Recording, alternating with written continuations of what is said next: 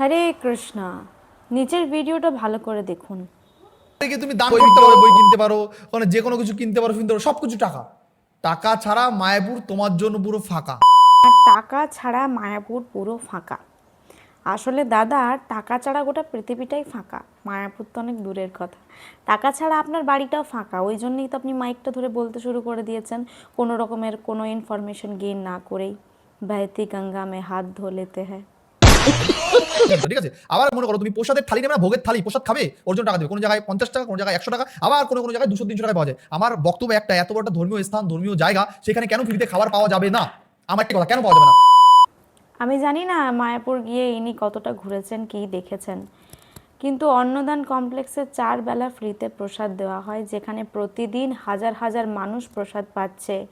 সেখানে এনাকে কেউ কেন প্রসাদ দেয়নি ফ্রিতে, সেটা আমার জানা নেই। তুমি কি ভিতরে ঢুকবে, দেখবে প্রত্যেক জায়গায় টিকিট সিস্টেম।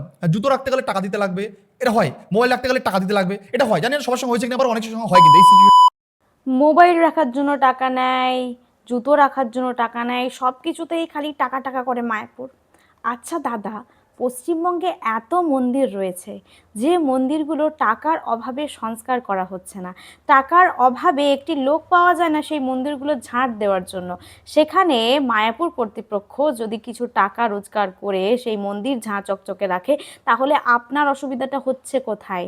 যারা দান করছেন তাদের টাকাতে মন্দির চলছে, আরও মায়াপুর কর্তৃপক্ষ নিজেদের ব্যবসা বাড়ছে যাতে করে মন্দিরটা ঝাঁ চকচকে রাখা যায়, আরও মানুষদেরকে অ্যাট্রাক্ট করা যায় আমাদের সনাতনী ধর্মের প্রতি।